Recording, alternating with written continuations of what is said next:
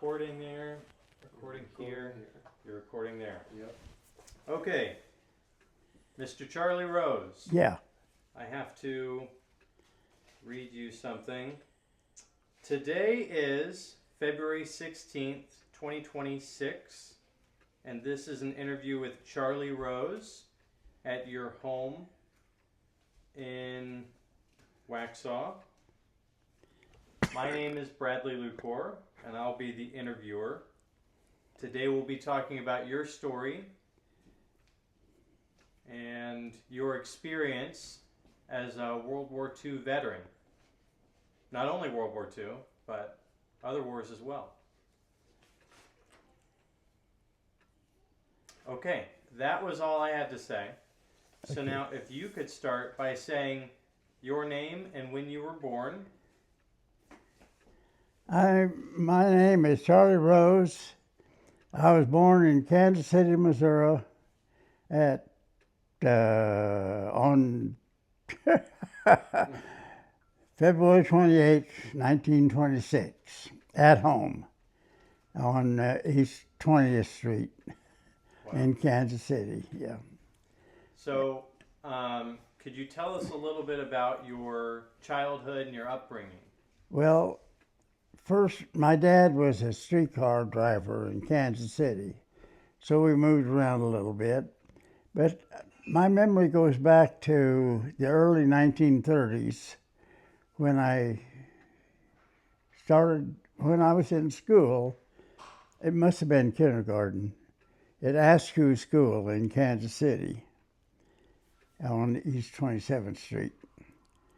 We lived right across the street from the school.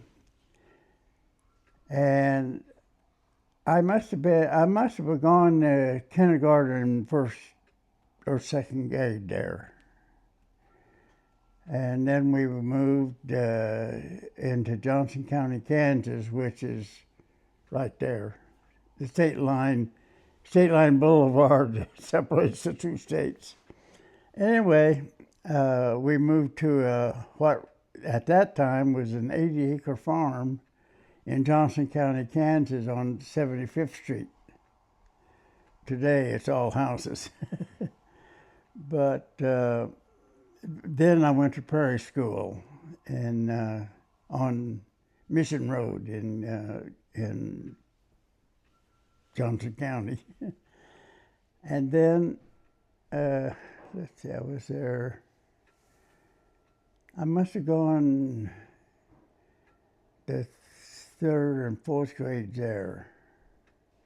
And then because of the many things, the Depression, the drought, the Dust Bowl, we didn't have any crops. My dad was still working. My uncle was working the farm. My dad was still working for the streetcar company. And we had to sell out. He sold out for a big loss. And we ended up at 3316 Indiana Avenue in Kansas City, where I went to Sanford B. Ladd Elementary School for the 5th and 6th grades. And that's important because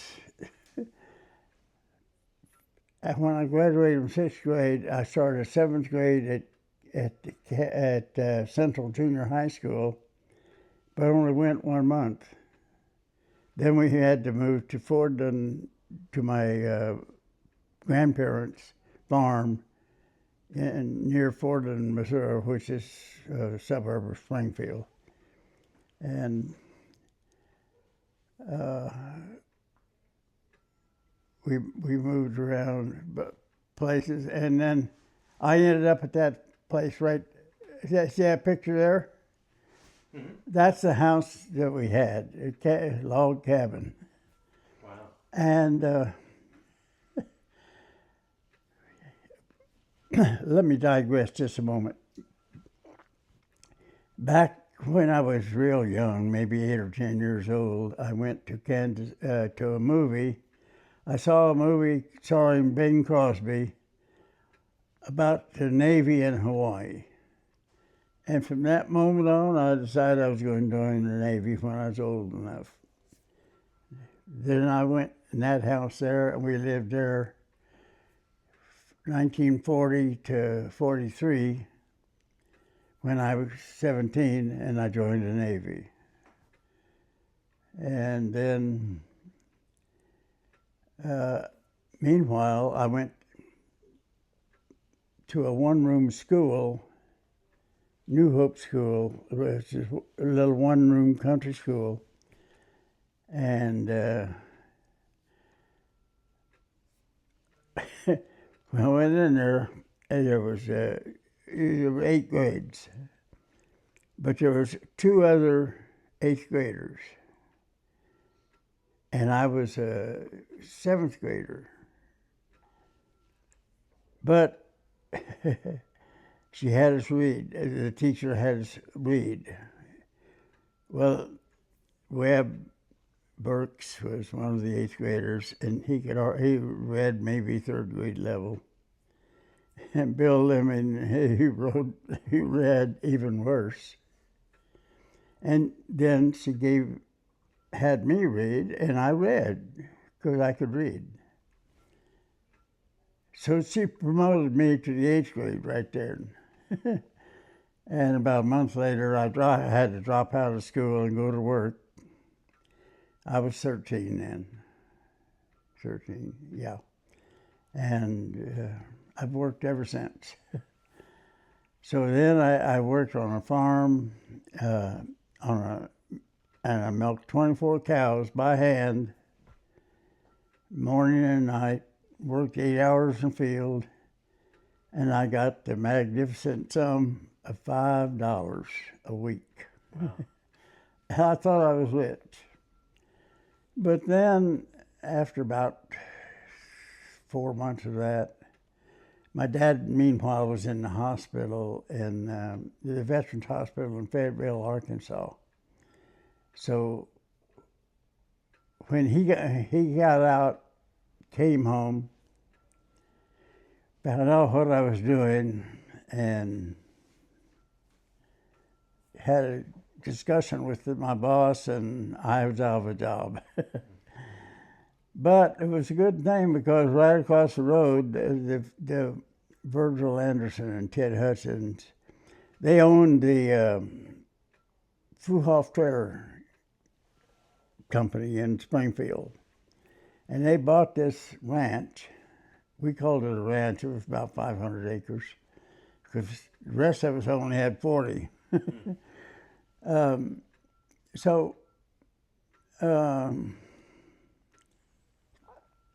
My memory failed me, but anyway, they hired some people, so they were upgrading the ranch, and they hired me, and I got 10 cents an hour.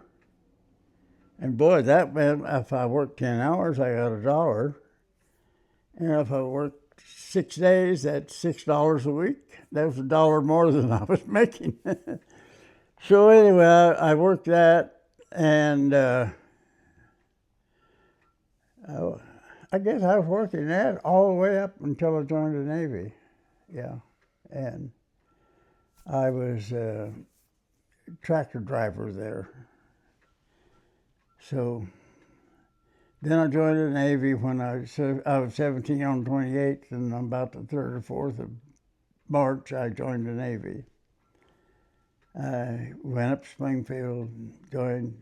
They sent me to St. Louis for physical and all that, and we were sworn in. And from St. Louis, we went to Farragut, Idaho, which is a naval training station. Was a naval training station there in near Coeur d'Alene, Idaho, up in Panhandle. And there I went through boot camp, and when boot camp was over and we were all sitting around going places, a group, my best buddy, went to Battleship Maryland, and I ended up going to the signal school at Farragut over at Camp Peterson. So that was 16 weeks. Then I could imagine myself on a ship doing my signal work. That's what I did down there. But anyway,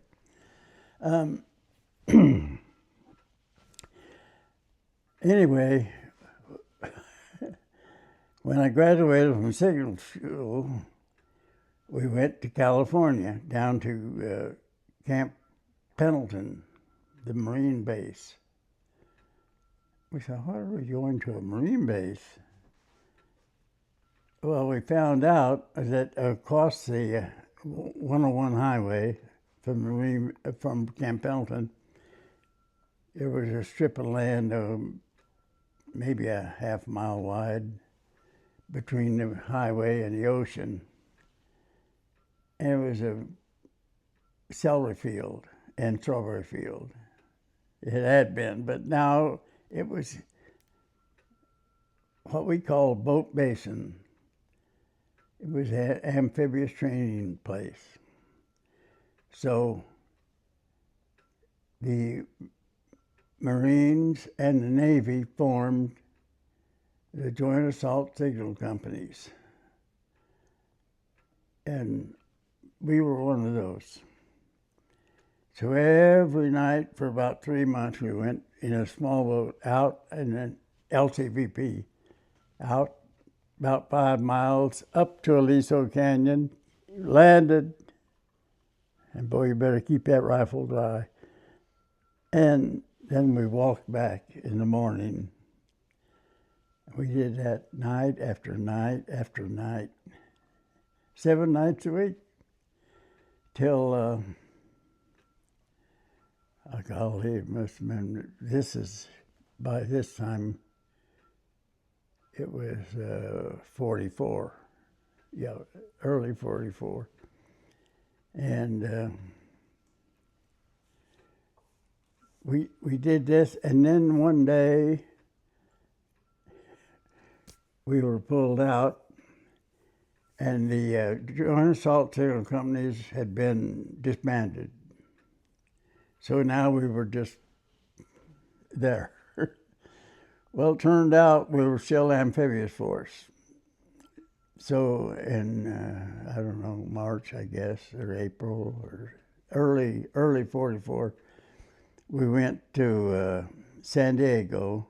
They moved us down to San Diego, and we went aboard an aircraft carrier, which was a taxi cab for us over to Pearl Harbor. So it took us to Pearl Harbor. At Pearl Harbor, we didn't get off the ship. We were still on the ship, and we were assigned 2 ships in 5-man groups. My group was assigned to USS Bolivar, this ship up here. And I was on that ship the rest of the war. So and we were in the 5th Amphibious Force, Pacific Fleet. We were on this ship. I was on this ship about maybe 24 hours, and we went over to Maui. I think it was Maui. Yeah, and picked up the 2nd Marine Division. And we were turned around, and Tokyo Rose came on. And actually, Tokyo Rose, she played good music, but then she started her propaganda talk. And she said that 2nd Marine Division was leaving Maui, and she told us where we were going. And she said, but sorry, we wouldn't get there because submarines would take care of us.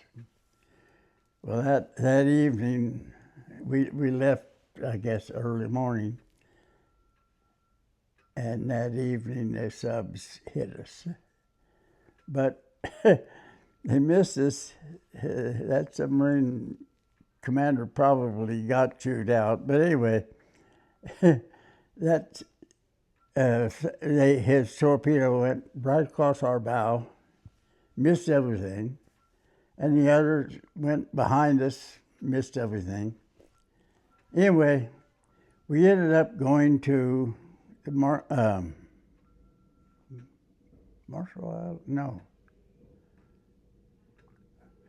Yeah, was that the Marshall? No, that wasn't the Marshall. It was, we ended up going to the Bikini Atoll.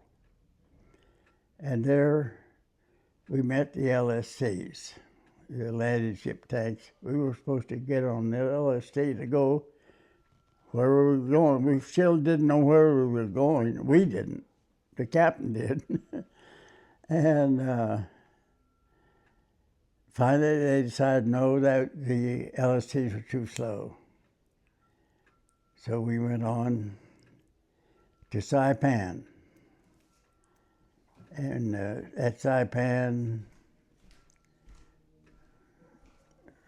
we invaded Saipan on the 15th of June with the 2nd Marine Division, and we were in the 7th, my unit was in the 7th wave. And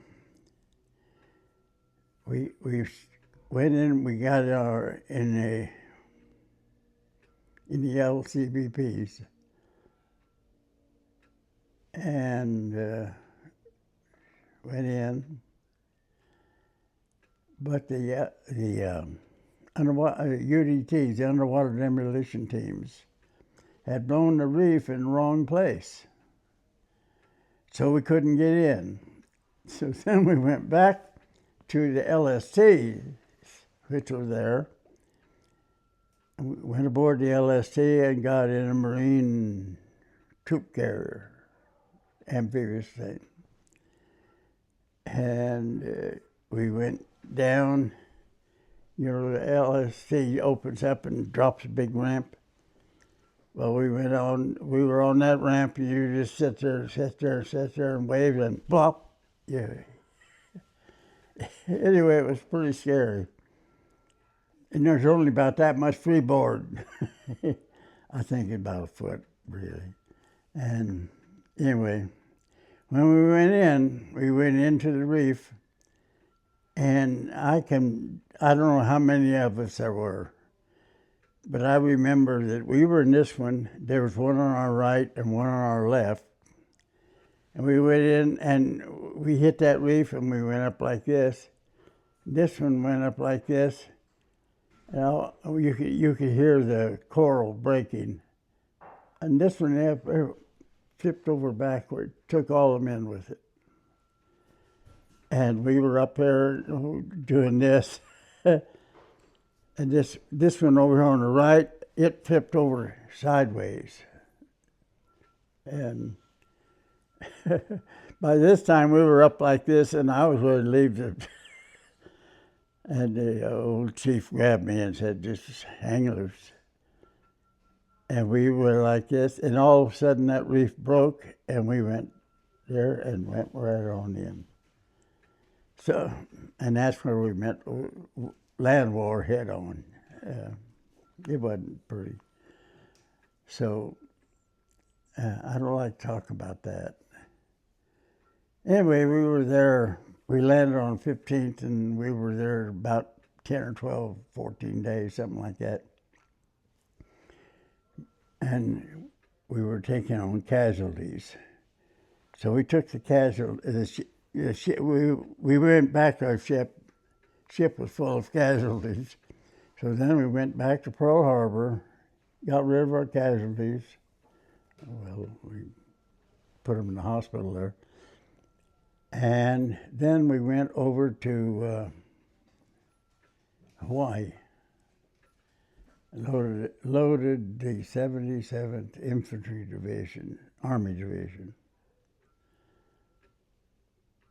And,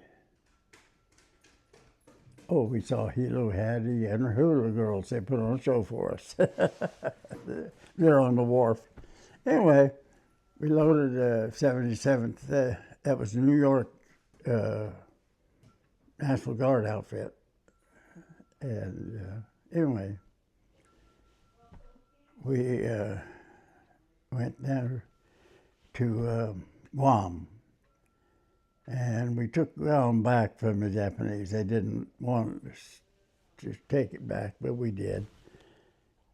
But that beach there was the beach we had. A Jap plane fighter plane had landed right on that, and so it was pretty rough landing there. Anyway, from there we left, went back to Pearl Harbor, and then we went. Oh, we went from Hawaii. Then we went to a little island north of New Guinea called Manus Island. It was a beautiful little island, had a nice lagoon there, and we spent about 10 days there resting and swimming and all. It was a nice place. From there, we went on over to New Guinea, and we practiced landings there, and we had to, it was miserable. That was worse than the landings. It was hot, and sand crabs about that big. you couldn't. It was miserable, and very, very hot. From there we went to Bougainville over in the Solomon Islands, and no, we didn't. Just a minute. Let me back up a minute. Where did we get to? No, from there we were down around Leyde, New Guinea. We went to Hollandia and loaded the 96th Army Division. And we were there, I don't know, a few days, long enough we could get off the ship and walk around a little bit on land. Then we left there with this Army Division, and we didn't know where we were going. We just went out to sea, and we were betting we were going to Truk, which was a Japanese strongpoint, island strongpoint there in the South Pacific. But anyway, about the third day out, the captain came on and said, "We're going to the Philippines." And we said, "Oh God, the Philippines, we're going there next year." But anyway, on 20 November 1944, we landed on Leyte. That's when MacArthur said, "I have returned," or "I will return," or anyway. He landed down here on this beach, and we landed on this beach up here, closer to the town of Tacloban. And we had the 96, and that was not an easy landing because the Japanese had indirect fire all concentrated on the beach and the beach area and all, because we got hit. Our boat, it was really cramped. We had, I don't know, 25 or 30 people on it because we were crowded in there.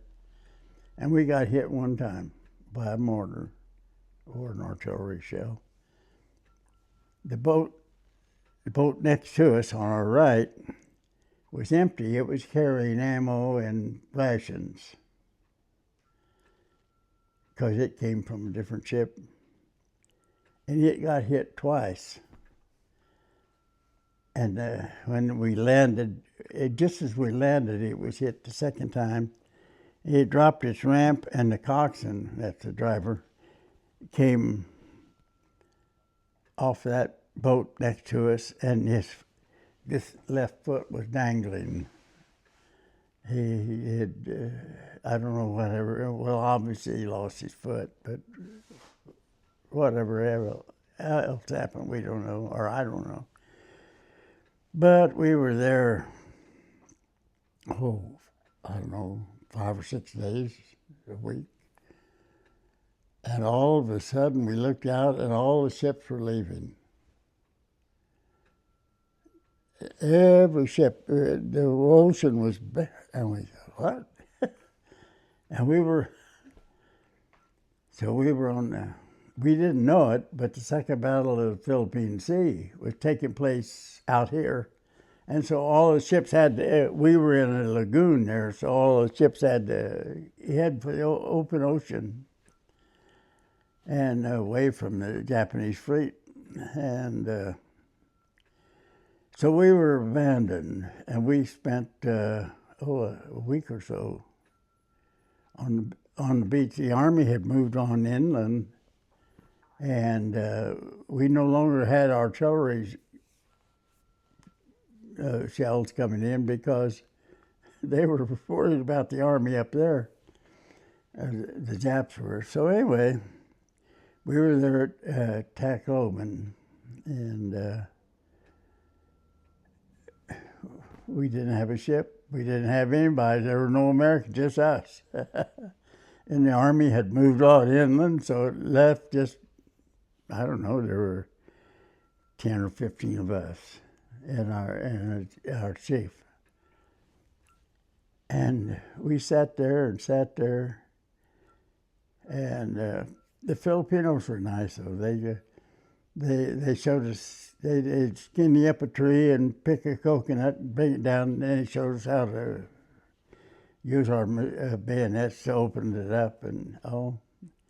And so we lived on coconuts for about a week, coconut milk and all. So anyway, one day, after about a week of this, one ship was coming out here going this way, and our chief signaled it.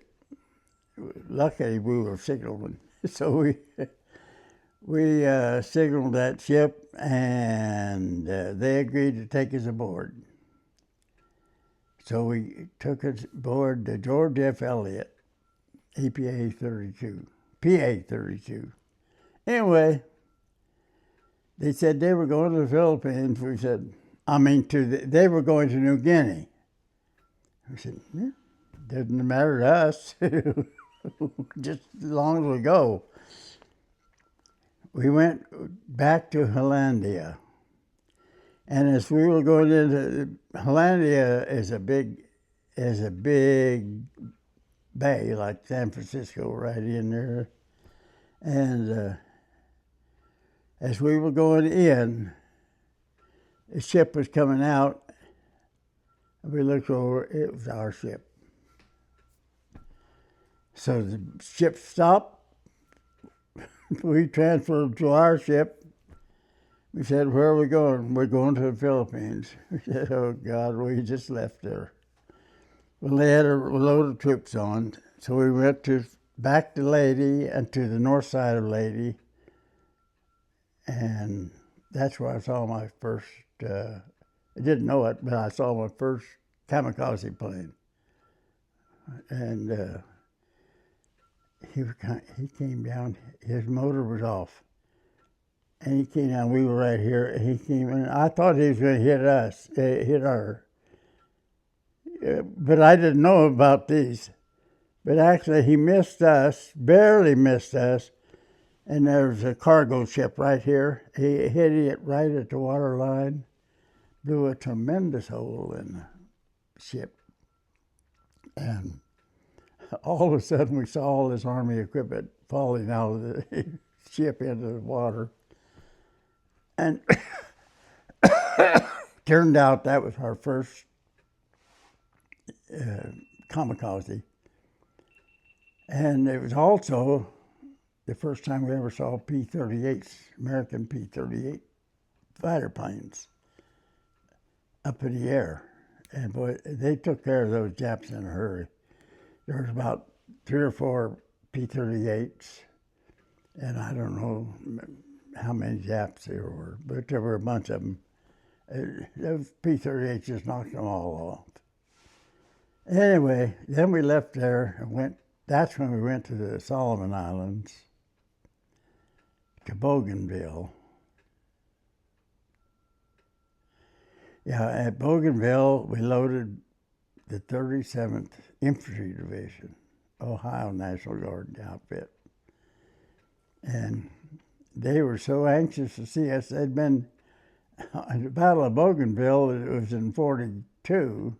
They'd been sitting there for almost 2 years waiting to be found. So anyway, we loaded the 37th, and it turned out we were going back to the Philippines, and we went to,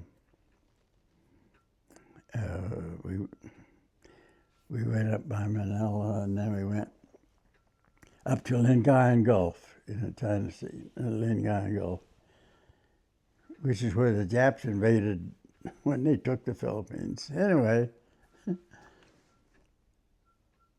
the day before the landing, we saw, God, I don't know how many, but there were. I thought I was. Remember, I was an 18-year-old kid now, and I probably saw 1,000 planes up there when there were only 20 or 30. But anyway, the Japanese really hit us there with the kamikazes, and we traveled with 4 in columns of 4. And there were 5 ships in each column. That's the way we traveled. But we always had the destroyers over here, and an aircraft carrier right there. Excuse me. Anyway, let me collect my thoughts again. We were there, and it was late in the day. Yeah, it had been late in the day. And the kamikazes struck us. And we always had 2 planes in the air from this aircraft carrier, always circling. Well, they were taken care of in a hurry. I don't know what happened to them, but they weren't there. And the kamikazes, then they went around and around, and they were dropping. Oh, they were hideous. And first, they wanted that aircraft carrier, and it was only about 400 or 500 yards right there. And one kamikaze came in like this. He dropped a bomb, and that bomb must have landed on the flight deck of the carrier, and it had a delayed fuse because it went down, and it exploded somewhere down in the ship. And the pilot went around like this, and bam, he hit the ship. And when he hit it, I don't know, he must have still had a bomb or something on there, because there was a loud explosion. And the flight deck and the hangar deck, both, from the ship just like this, and then settled down. And then the ship started rolling over, and it was sending out an SOS and all. And meanwhile, the rest of the kamikazes were all over the place. The sky was black because of our shots. We had 5-inch and 40 millimeters and 1.1s and 20 millimeters, and So there were thousands of guns shooting, and that sky was just black with the smoke. Oh. And about that time, fortunately for us, it was late in the day, and we kept moving. And the last I saw of that aircraft carrier, there were two of our destroyers, escorts, were on their way over there, and they were pumping water, and they were there to pick up the crew that survived. Anyway, next morning, we landed in Lingayen Gulf. And that was the easiest landing. It was a piece of cake, really. It was, when we landed, the battleship California, or Maryland, California was right here, and we were back here. We offloaded into LCVPs, and LCVPs, you always circle and circle till everybody was off and in the circle. And then you went to the line of departure, which is this way. So we were lined up, one. And we had to go around the fantail of the battleship. And we got out there, and we were just lined up and just had started our run for the beach to the LD when the battleship let go a broadside. And it was, we were close enough that we got surrounded by the sulfur or the sulfuric flames and all. And it knocked us all down in our boat. And we couldn't hear a thing. We couldn't hear each other. For about 5 minutes, we were all just deaf. We couldn't hear a thing. And then finally okay. So anyway, we landed, and then when we landed, we were there, I don't know, 2 or 3 days, because the troops hadn't met any real opposition, so they had moved on. The Army had moved in, and we just unloaded ammo and food and all, and stayed maybe 3 or 4 days there. And then,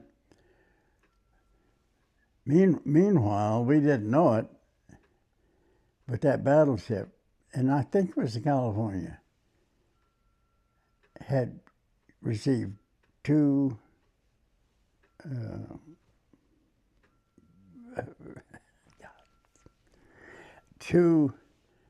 kamikazes had hit it. So when we got back to our ship, we loaded, we had taken aboard probably 50 or 100 of their casualties, and the worst casualties I ever saw. I saw men, their body parts and all of that had blown apart and all, but these guys were burned. Every bit of their skin was burned, and I saw guys laying there on stretchers. The ship was full of them. And they were begging you to shoot me, kill me. And you couldn't see their ears were burned off, their eyes were burned, their noses were burned off. You couldn't identify them. You couldn't see them as people, really. The most horrible casualties I ever saw. And we buried a lot of them at sea next day. And then we had an all-hands working party. So my buddy and I were assigned to this GI can. You know what a GI can is? A big 30-gallon or 50-gallon trash can, really, with handles. Anyway, we went into the operating room, and yeah, I almost threw up. We had a GI can full of arms and legs that had been amputated.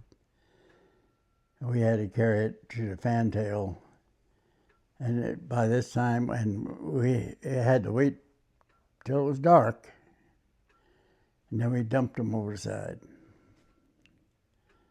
And that way we'd be a long ways away before any sub could find them.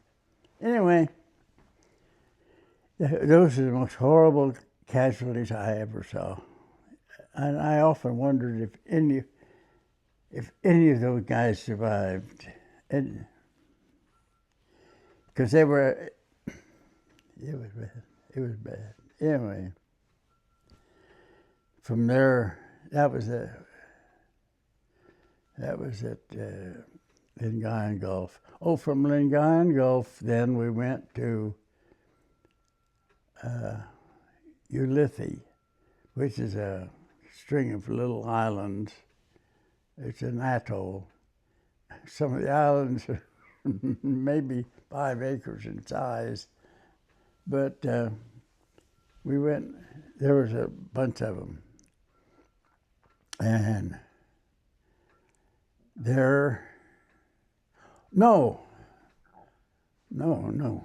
First, we went to Saipan and got the 5th Marine Division. Then we went to Ulithi, and we pulled in there and anchored at daytime. Next morning, I saw the biggest ship in the world over there to my left. I said, "What is that?" It was the USS Missouri, which at that time was the world's largest battleship. Anyway, or longest battleship, whatever. But anyway, this was the staging area for Iwo Jima. So we were there, I don't know, several days, because we had to paint the ship because we were going to the North Pacific. And so we had an all hands working party and painting the ship. Paint. And we all painted it, and every ship there was being painted. So we were there. I don't know. We were there several days. And then we set sail. We didn't know where we were going. And we were afraid we were going to Japan, but we weren't. So we got out to sea, they told us we were going to Iwo Jima, a little island up there. And I'll never forget, about the last day before we landed at Iwo, we had our briefing, and we attended the briefing with the Marines that we were going to land with. And our briefing said, day 1, we land at 6 o'clock in the morning. We take 1/3 of the island. Day 2, we take the 2/3 of the island. Day 3, we take the rest of the island. Day 4, we sweep the island coming back. Day 5, we're relieved by the garrison troops that are coming in. Well, that was our briefing. The next morning, we landed. I'll never forget. We had one guy on our beach party who had been he'd been at Guadalcanal and all. He'd been several landings. So he had 7 or 8 landings before Iwo. So they let him off. They took him off and replaced him. Anyway, we climbed down the cargo net, jumped into the boat, and we were around. We were about, I don't know, 100 yards from the ship. The ship got hit by artillery from the island, and we heard later he'd lost his arm. He was gone when we went back. But he had lost his arm there on the ship, and he'd been through all these landings, no wounds. Anyway,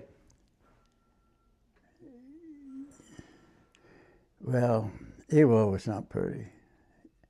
That was a trashy. I saw that you could walk from one end of the island all the way to the other on the side that we landed on without ever touching water, just on trash, on boats, small boats and tanks and vehicles and all that were shot were in the water, and they were left there.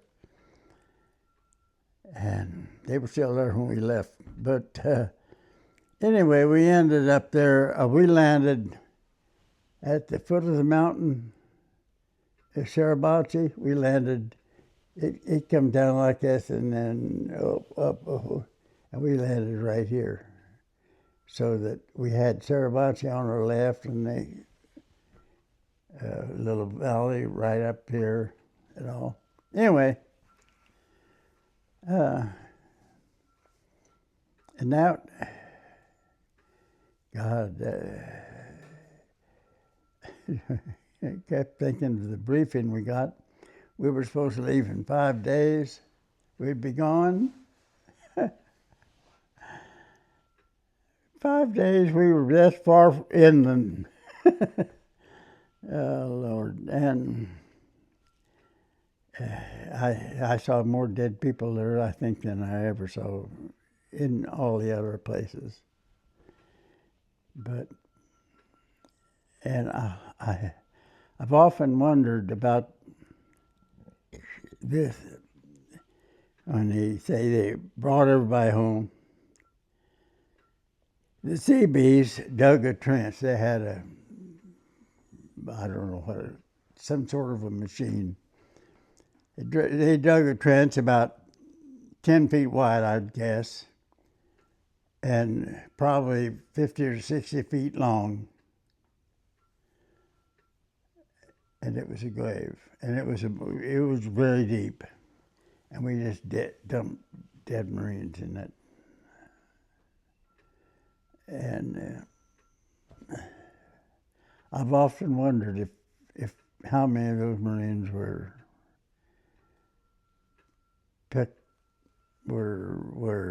brought home.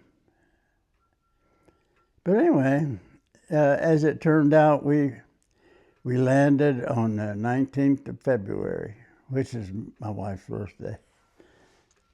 We landed on the 19th of February, and we landed, and then we left on the 12th or 13th of March with casualties. We took our casualties to Saipan, put them on a hospital ship, and then we thought we were going to Australia for a rest camp. And we got into Brisbane. We pulled into the harbor, and we were there a few hours. They turned us around, and we went to New Caledonia. Noumea, New Caledonia, where we put. And that's where we heard that Roosevelt had died and Truman was president on April 15th or something. But we didn't know it at that time But for us, the war was over when we left Iwo Jima, because then we went from New Caledonia. We were there about 6 weeks. And from there, we went back to the Philippines, started training for the Japanese landing. And the landing in Japan was supposed to be on 1 November. But along about August 8th or 9th or something like that, we dropped the A-bomb on Iwo Jima. And then a few days later, we dropped one on Nagasaki. And the 15th of August, the war was over. And I'll never forget, in the Philippines, we were down around Mindanao somewhere, which is southern Philippines. And I forgot what I was going to say. We were down there. What was I going to say?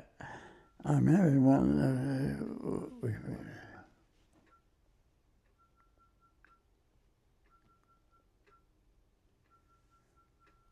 Well, we were down there, and the 15th, and war was over. Fighting. I mean, everything stopped. I think at 11 o'clock on the 15th. And that night, we were at anchor, and the lights were on. We said, "Oh God, I hope those Jap subs got the word," because there was some concern about that. And we're sitting there with the lights on, and we didn't sleep. But anyway, the war was over. And and then from there, we were there, I don't know, 2 or 3 more weeks, and then we went up to Manila. And Manila was not much of a city at that point, but everywhere you went in Manila, on all the main streets, the buildings, it seemed like they were buildings, but all of the fronts were down. And so you'd see a little band, a little orchestra up on the second floor, just in the open, and the girls were all singing. They were all singing, "Lay That Pistol Down." What was that? "Pistol Packin' Mama." That was a country song, big country song at that time. And all you could hear echoing through the streets was, "Pistol Packin' Mama, lay that pistol down." And all these Filipinos were singing. And then, that was in Manila, and we went out to, what was that? Corregidor, the island, and the Bataan and all that was right there. Then we went to, then we loaded,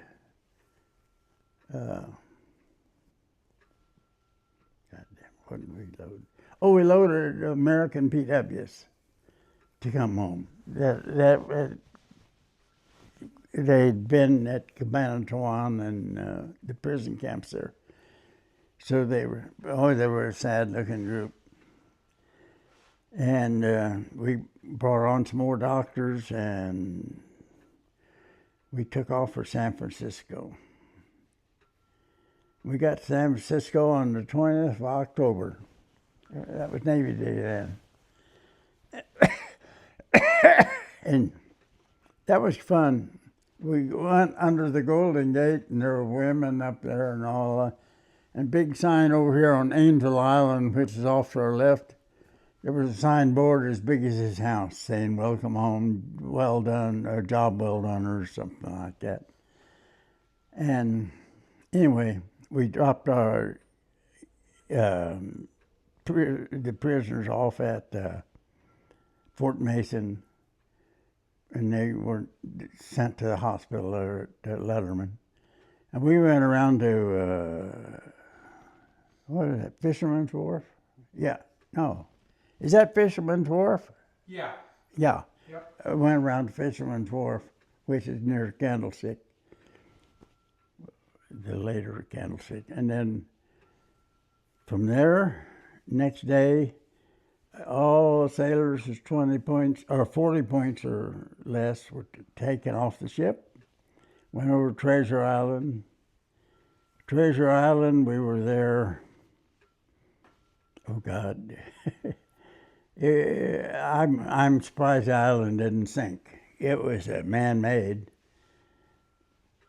but there were so many sailors that we were assigned to a building, to bunks.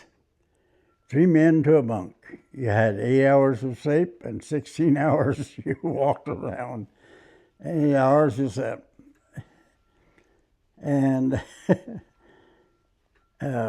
meanwhile, when we first got there, we went into the office, and our chief had our records there. So he had a stack of records, I don't know, this big. And the 2 or 3 clerks were there. And they took a third and they threw them over in that pile, and they threw the next third in that pile, and then in this pile. And without looking at them, he just threw them. And he said, so the chief asked him, what's the deal, Earl? He said, well, if you landed in that pile, you're going back to sea. If you landed in that pile, I forgot what happened. If you landed in that pile, you're going to Separation Center. Fortunately, I landed in that pile. So we were there, I don't know, we were there quite a while because railroad strike and all, and so I pulled guard duty over there under the Bay Bridge. And then one day, they put us on a train. We had to look for our sea bags out there in this big pile. And they put us on a train. We went from San Francisco to Denver. We got to Denver, they said, everybody off. So we got off. We didn't know it, but the train was going back to San Francisco, and we were stranded. There's no train. We thought we were getting off and taking a train to St. Louis. We were riding our thumb. So my buddy and I, oh God, we didn't know what to do. So finally, we started walking down this highway. It must have been a 24 highway. And every 10 feet there were sailors hitchhiking. So we walked and walked. I don't know how far we walked, but we walked to the end of the line. And then we walked a little ways farther, and we were walking along there, and a car stopped. We hadn't even hitchhiked yet. And asked if we needed a ride. We said, we sure do. And he said, where are you going? We said, Kansas City. And he said, well, I'm going to St. Joe, Missouri. So, which is just about 50 miles north of Kansas City. So we said we'll go. So next morning we were in St. Joe, and we got a ride there into Kansas City on a watermelon truck. And then we went to, we reported into Kansas City, and they sent us to Olathe, Kansas. We were supposed to go to St. Louis, but they sent us to Olathe, Kansas, and then there was a holding ground because the St. Louis discharge center was overflowing with people.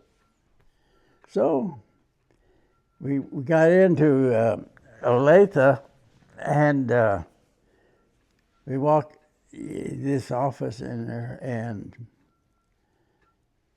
this chief bosun, female, was there, and she saw me, and I was, we were all in uniform, but I had my amphibious badge on, and she called me aside and said her brother had that patch. She asked me about the patch. I said, that amphibious force. Well, anyway, she said, what would you like to do while you're here? I said, well, I'd like to be an MA. That's Master of Arms. It's a sort of a deputy sheriff around the, whatever you do. So anyway, she said, how would you like to be a MA in the Waves Mess Hall? And the Wave was a female mess hall. I said, good. So I was a MA in a Waves Mess Hall for, I don't know, a week or so before they sent us to St. Louis. And at St. Louis, we were processed, and all of a sudden one day, we were out. We were discharged. So it was on a Saturday, December the 8th, 1945. So I hitchhiked. It was about over 200 miles to Springfield, and then another 30 miles down to Fordham. So I went, I got there just in time to go to Al Hanna's roadhouse out on the highway. And I was still too young to drink beer. And Al was a really tough boy on the kids. You didn't drink beer in his place. And he wouldn't tell you a beer. But at that time, you had to be 18 and... No, you had to be 21. 21, yeah. And same with voting. So anyway, it was Saturday night, I went home, and I was home. It was all history then. And then, fortunately, the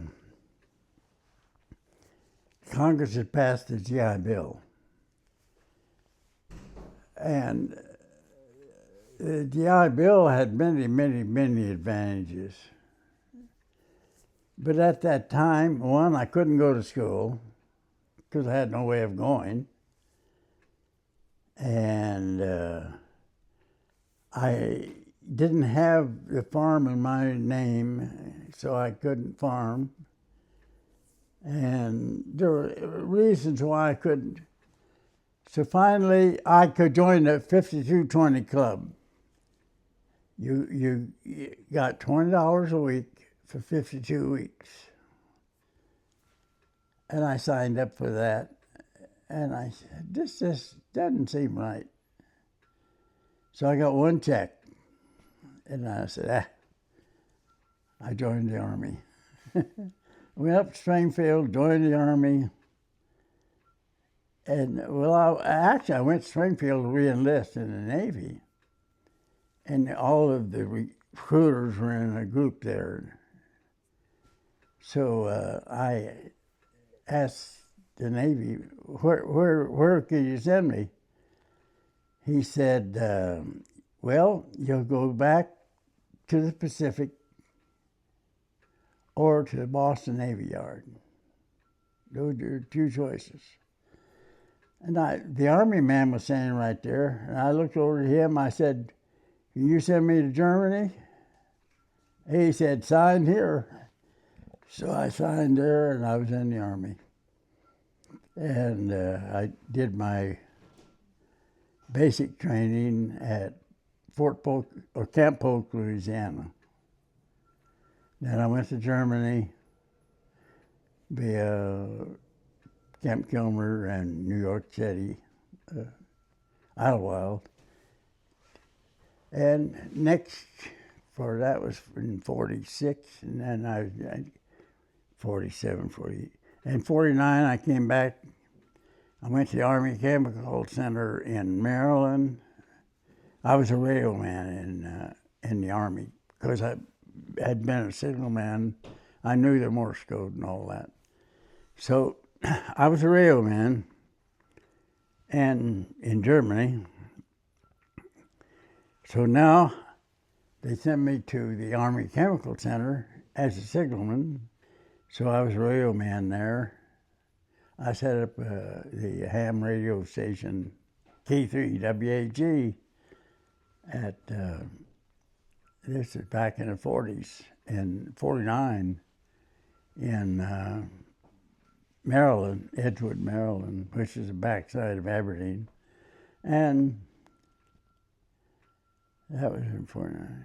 And then in 50, on the 27th of June, the North Koreans jumped the line, the 38th parallel in South Korea, and the war was on. Or the police action was on. So anyway, that was the 27th of June. 4th of July, I was married in Bel Air, Maryland. 14th of July, I had orders. Report to Fort Bragg without POV and without dependents, which told me something. I got to Fort Bragg, and we had a CQ, a charge of quarters, was there. But the company was gone. And they said, and there were about 7 or 8 of us showed up that day. And we said, good. Finally, I said, where did the company go? He said, they went by train. They went to California, Camp Stoneman, California. I said, damn, that means Korea. He said, no, it's in California. And I said, no. I said, Camp Stoneman is a port of debarkation. So I thought, boy, we dodged a bullet there. Except a few days later, they took us out to Pope Air Base at Fort Bragg, put us on a C-47 and flew us to California. We got into Travis Air Force Base, took a bus over to Camp Stoneman, reported into the company, and our first sergeant said, go to the spy room, get your bedding and your weapon, and get to sleep. First call is at 2:30. At 4:30, we board the ship. And I said, God damn, here's another war. So we, next morning, the sun was coming up. It was a beautiful day, except we were going under the Golden Gate Bridge, but we were going that way, not this way. And it was 17 or 18 days later, you could smell Pusan. Then we were in Pusan. We got to Pusan and we were working, cleaning our weapons and our everything. getting the vehicles ready for the road, and we got the word they broke out of the Pusan perimeter that morning. So then we ended up, I don't know, a few days later up in Seoul. And then we were in the 20th Signal Air Ground Liaison Company. So the company headquarters was always at JOC, that's Joint Operations Center. But 5-man teams were sent to all frontline units with radios and all. And we provided communications. And I'll never forget, first night, we had a bomb line. So every night we did the bomb line, and we were that way. I was with the God, I can't remember, one of the Korean Capital Division, and then I was back in Seoul, and then I was assigned to the 2nd Marine Division, which was, no, not 2nd Marines, the 2nd Infantry Division. And what had happened is MacArthur had sent the I Corps, 1st Corps, up to the left side of his mountain range, which is down in Korea this way, and a 10th Corps on the other side. So we had the I Corps here and 10th Corps here going toward the Yalu River, but the mountains in between us. And I Corps got to the Yalu River before the 10th Corps did. Well, anyway, I had orders to report to 2nd Infantry Advanced Headquarters, which was headquarters were here and advance was up here. And I had a Jeep and 2 of us. And we took off from Seoul. We went up through Pyongyang. That was a desperate-looking city. And anyway, we got up to a town near Sinanju, which is close to the Yalu River. And it was dark, golly, it was dark. And we were on this road, which seemed like it was so gravelly, it seemed like it was the dried-up creek bed. And I was walking along trying to direct the driver because, the Jeep blackout lights are right down here. So anyway, all of a sudden, I heard a halt right in my ear. I said, what? Halt out here in the black? No, nothing. And they said, friend or foe? And I said, friend. And they gave me the challenge. I said, we don't know the password. We've been out of communication for a week. We don't know. And of course, they thought we were Chinese. But we didn't know it. My driver and I didn't know it at that time. But finally, with our cussing and all, they decided we were Americans. And we stopped. We couldn't go forward. Why not? We got to go to the 2nd Division. He said, 2nd Division is not up there anymore. Haven't you heard? I said, heard what? He said, the Chinese entered the war. We said, no, I hadn't heard. He said, they're on the high ground all around. He said, stay on the low ground. Well, our infantry's motto is take the high ground.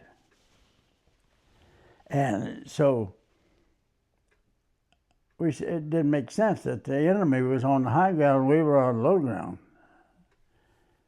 But they finally convinced us, no, you can't, you got to stay on the low ground because the Chinese came in, and so they turned us around. We said, where in the hell do we go? We didn't know where to go.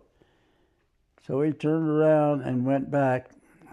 He said, well, he said 2nd Division back. So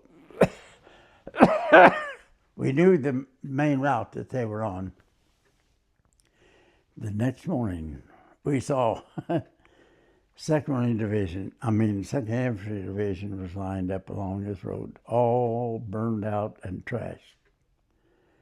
The Chinese had surprised them, caught them unawares, and there were these jeeps and vehicles and trucks and tanks and everything, all of their equipment, almost bumper to bumper, down this road.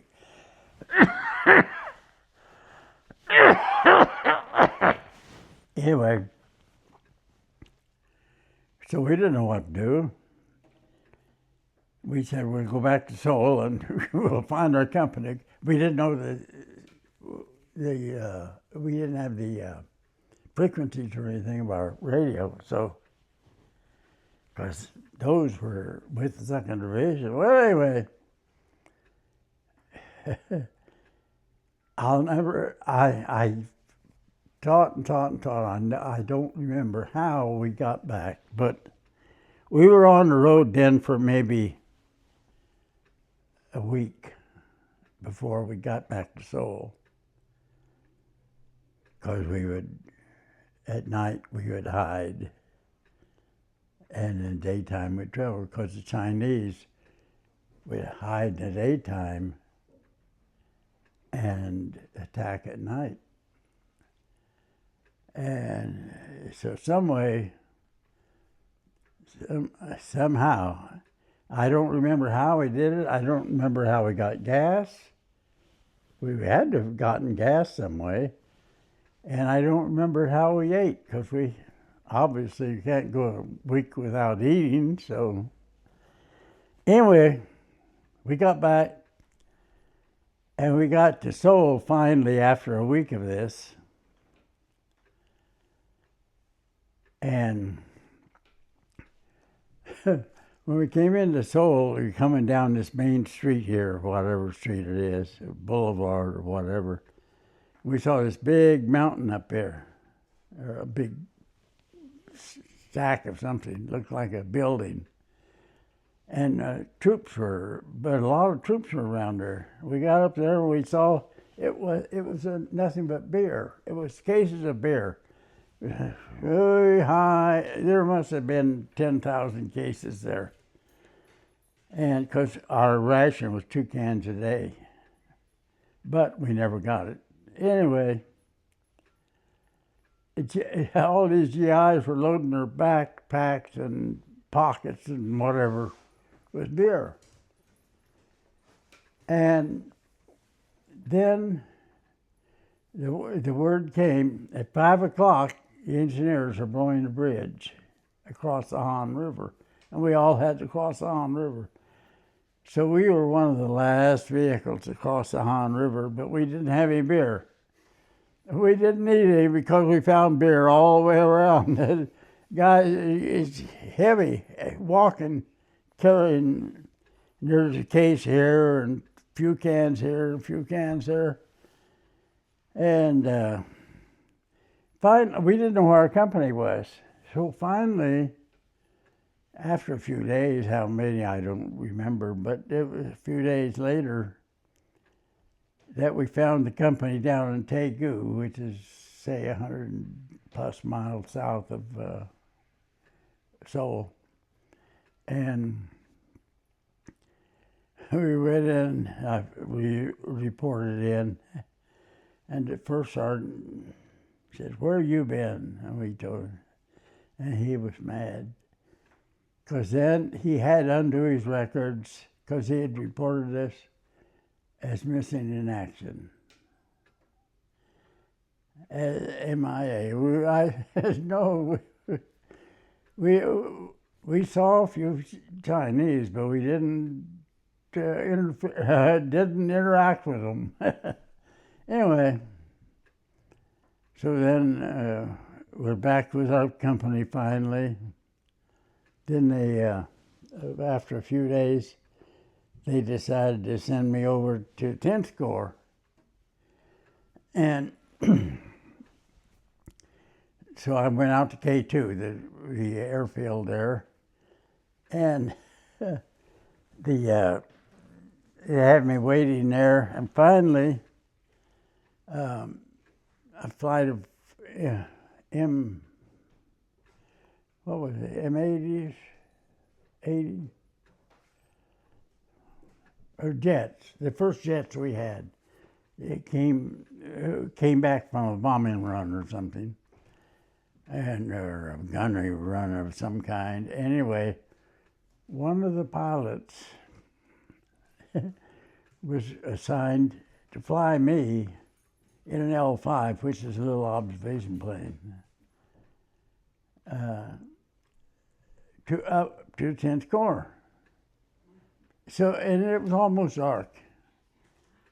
And he was upset because he'd just been in the air all day. And anyway, he took me in this L5. And he went out on the airstrip and he looked at it, and there came some jets. So he just took that L5 straight up. Anyway, a little while later, I don't know, maybe an hour or so later, we were over on somewhere on western or eastern South Korea, and just south of the border of the 38th parallel. And he said, is this a place down here? And I looked down and I said, I don't know. I've never been here before. He said, I haven't either. So he said, well, it looks like it. So we went down. And I think our wheels hit the ground. And all of a sudden he was like this. I said, what?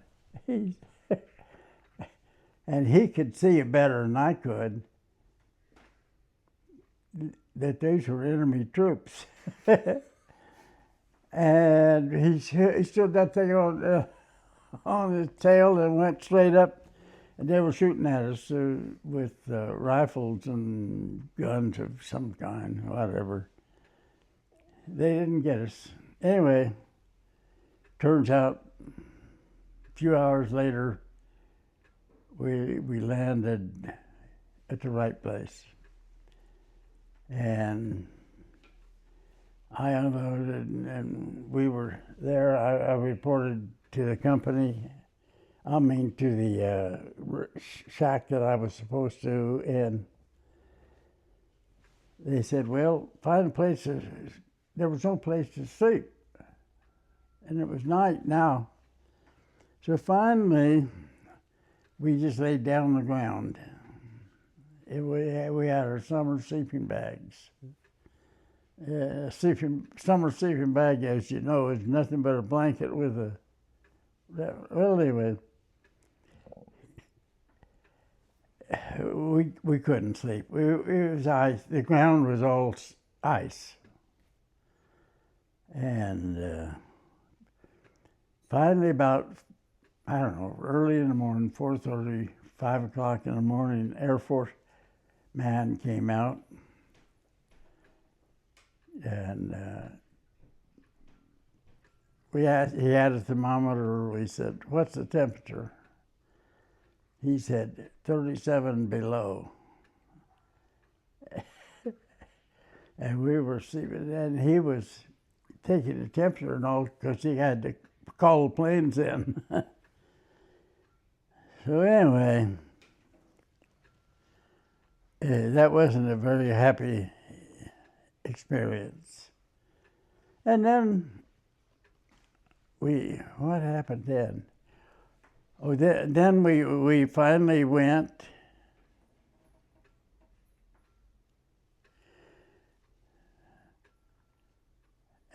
And then we were moving somewhere. Because I'll never forget, we came to a defile, and so we had to wait for the one-way traffic to end. And while we were there, we were hungry, so everybody started eating, because there were a large group in waiting. And I'll never forget, there was this chaplain standing there and trying to eat sea rations, frozen sea rations, trying to eat them with a spoon, ham and lima beans or something, you know, and they were frozen. But we had a Jeep, so we had our rations, put them on the manifold, let them heat, defrost, and then we ate them. But we weren't supposed to do that, and he knew it, and so he wouldn't do it.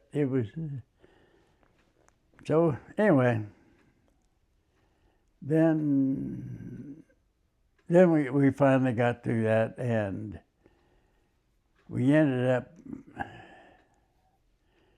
back over there. Then we were evacuated back to South Korea. At this point, we've been just above the 38th parallel. So we went back down into South Korea, and by this time, the JOC had moved back to Seoul, so we went back to Seoul to our company headquarters, and they assigned me to Task Force Smith, I think it was. And Task Force Smith's job was to go down into South Korea, Southwest Korea. There's a prison camp and islands down there. And there was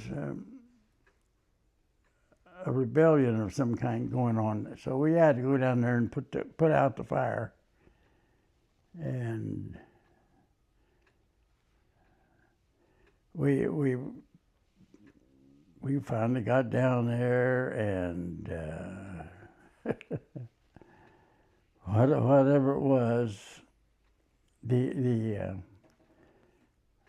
right-wingers or whoever they were North Koreans who were, you couldn't tell a North Korean from a South Korean, you know. So apparently some of the North Koreans had gotten down into this area and had converted, and they were starting a rebellion down there.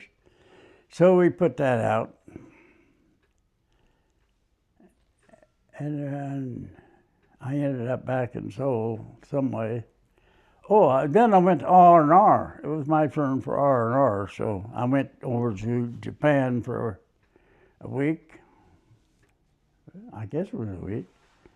And then back to Korea, and then by this time we were back in Seoul, so I went to Seoul, and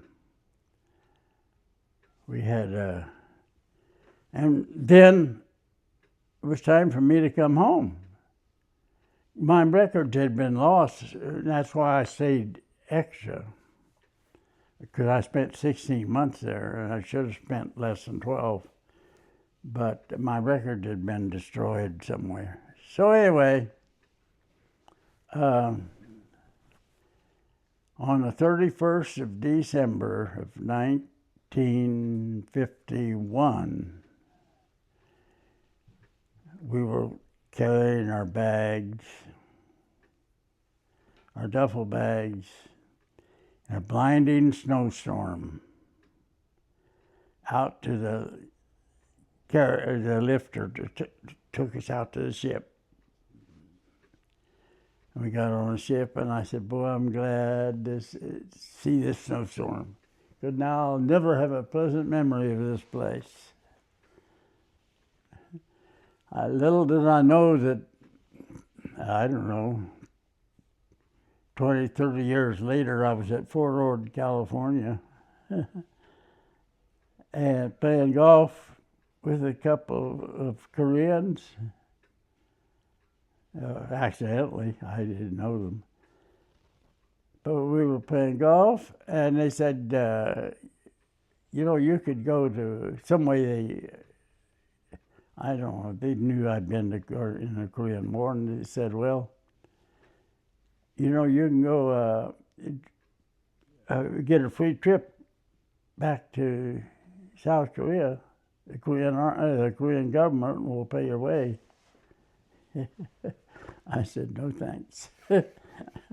Once is enough. So anyway, that was my life in then I came back. Wait a minute, I came back from Korea to Fort Lawton, Washington, up by Seattle. Then I went to Chicago and to Camp Breckenridge. At Camp Breckenridge, then I went over to Fort Knox. I don't know why we went from Breckenridge to Knox.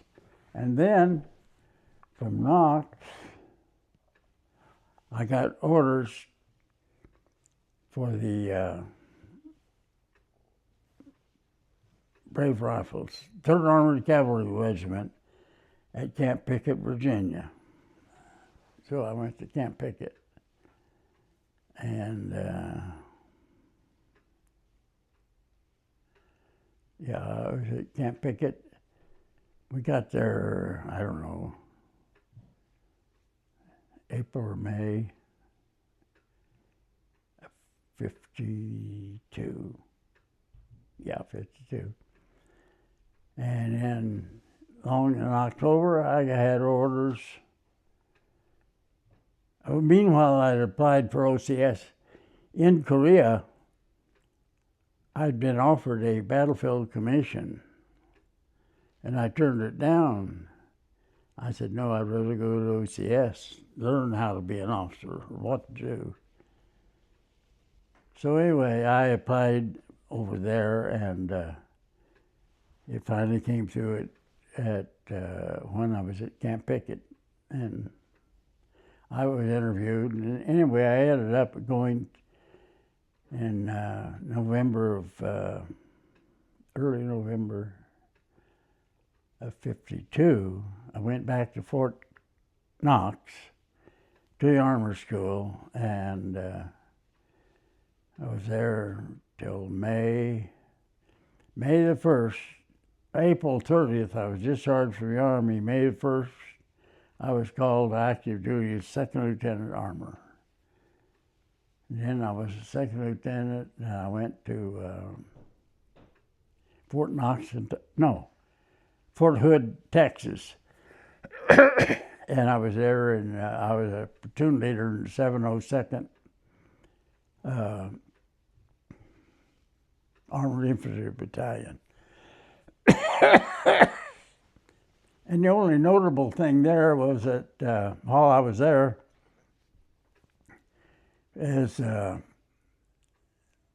Eisenhower was president then.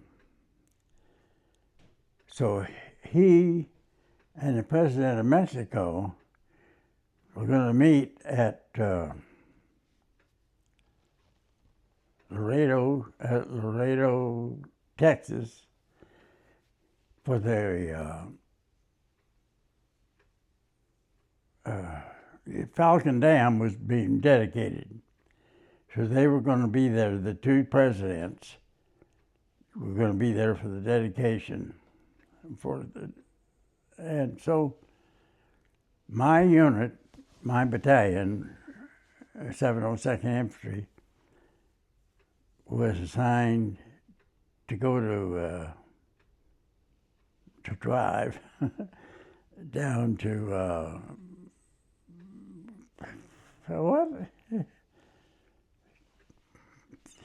That Laredo, to bodyguards and security for the president. So we got down there, and we were on the American side at this campground of some kind. And there was a ring, a platform set up like a boxing ring. Just a minute.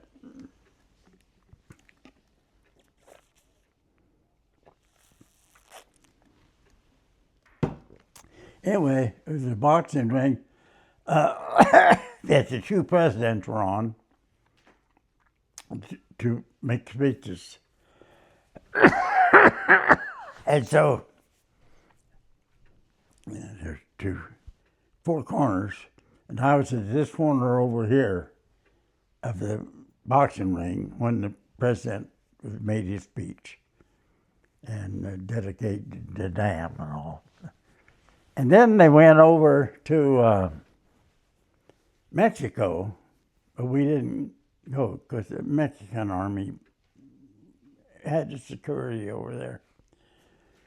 But we, all of the food and the alcohol and all that was for the president's party was left behind in this tent. So we helped ourselves to all that before we went back to Fort Hood. And then in December I got orders for Germany, so back to Germany I went. This was in 53.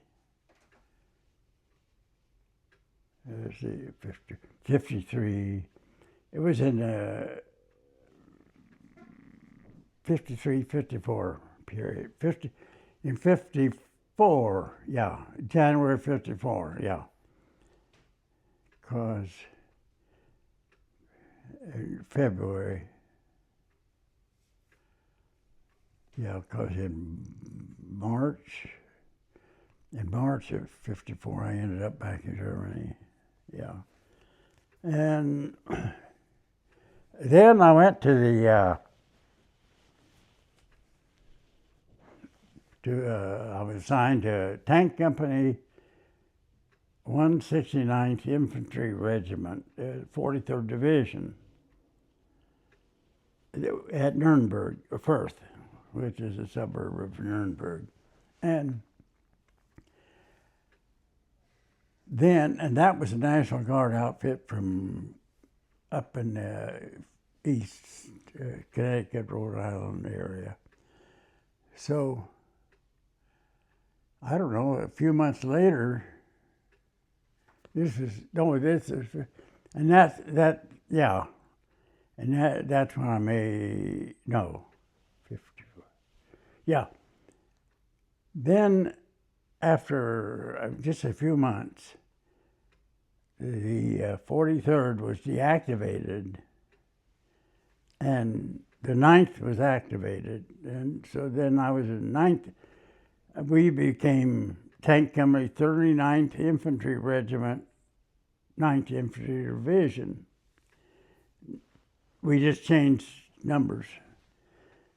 And we were in the field all the time there. We were a regimental tank company. And a regiment at that time had 3 rifle companies.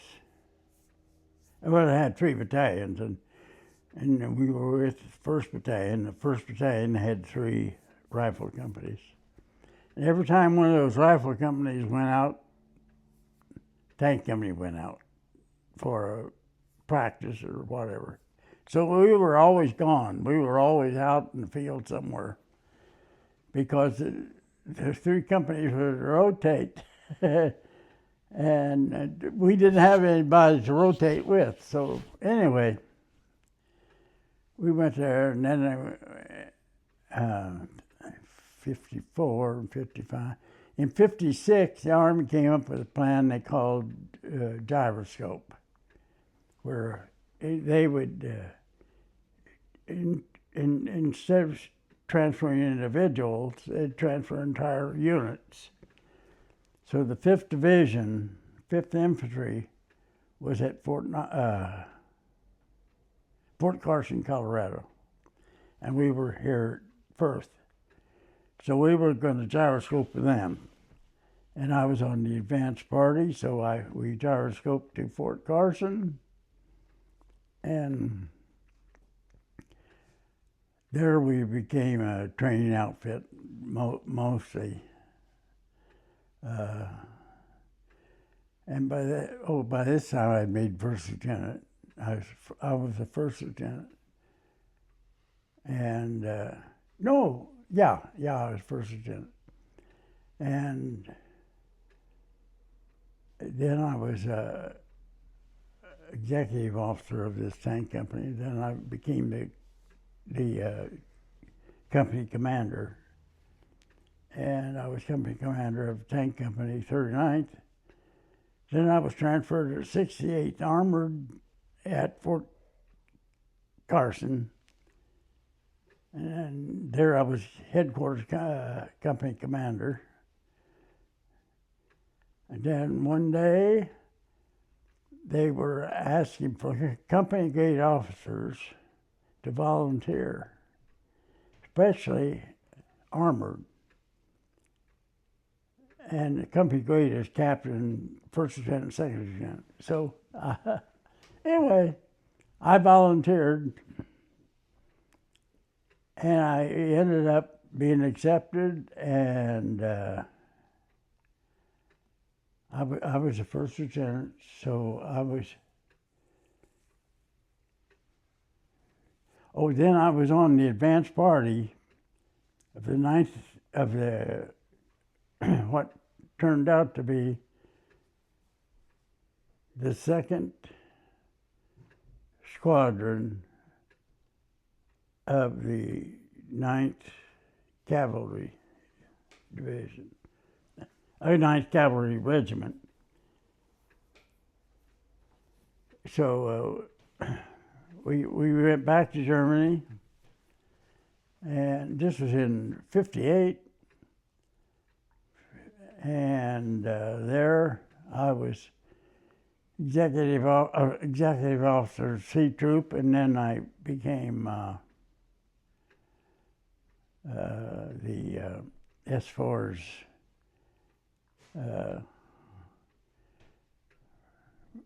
runabout. I can't remember the title, but I was a lieutenant in charge of S4 supply. And so I had this 2 or 3 trucks that I was in charge of and all. And then that was 58, 50. And then I became the motor officer, a squadron motor officer. And I was squadron motor officer. And let's see, I was squadron motor officer, and then I made captain. And then I was a captain. So then one day the adjutant called me, and I had reported to the adjutant, and he said, squadron commander wants to see you. He said he's making you the headquarters troop commander. And so I went to see Colonel Higgins, and I said, he told me that I was going to take over headquarters troop. And I said, well, sir, I don't want the job. But I'll do the best I can. He said, I know you will. And God, I had that job for a long, long time. A long time. Because I don't know, I guess I was, I took over in 60. And I was supposed to, my 3-year tour was up in, I don't know, early 61. And I kept after the executive officer of the squadron. I said, hey, you got to relieve me because I'm due to go home. And God, it was June or July before I left there. Anyway, then I came back to the States. I went to Fort Ord, California to see that, which was Combat Development Experimentation Center, CDEC, at Fort Ord. But our training and all of our experiments were conducted at Holon, or at Hunter Liggett, which is at Holon, about 75 miles south of Fort Ord. And I was there until, God, that's where I retired, yeah. And there I was, I was brigade. Well, first we were a regiment, then we became a brigade, and I was a brigade company commander for a while. Then I was adjutant for the 5th Squadron of the 9th Cav for a while. And then I was an operations officer for Team 3 of the Experimentation Center for a while. And then I said, well, by this time I was a major, and I was 40 years old, and in Vietnam there were 30-year-old majors. And I said, they don't want a 40-year-old major. I'm too old. So I decided it's time to retire. So I retired there in March 31st I was discharged, and April 1st, no, wait a minute, no. April 1st I was retired. Anyway, then I moved to San Jose, which is 50 miles north or so. And there I entered San Jose State and got my teaching credential and got a job with the Santa Clara County Office of Education Special Schools. And I taught special ed for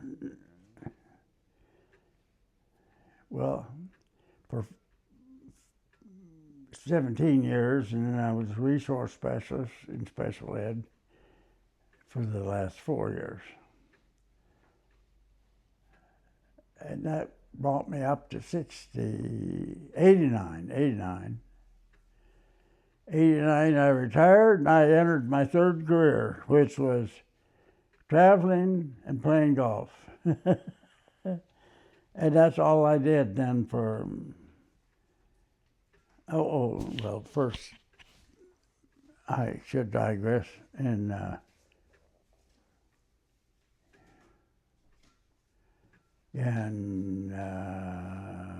88, my wife was diagnosed with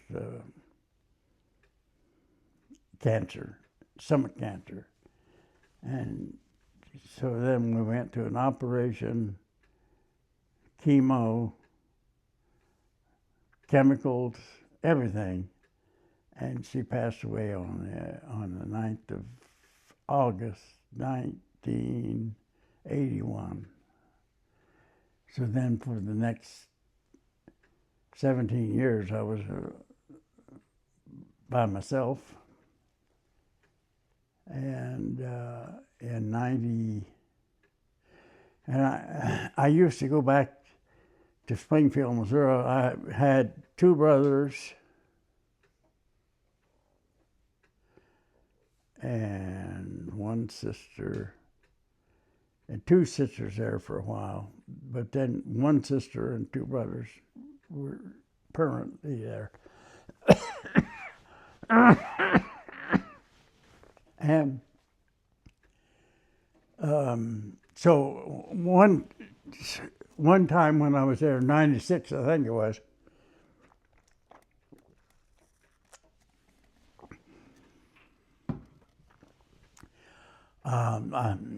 I was introduced to this lady, and we were married in April 24th of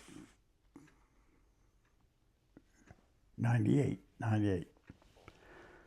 And we lived in Springfield in 1, 2, 3, 4 different places. The last place we lived was at the Gardens, which is a residential home away from home, I guess.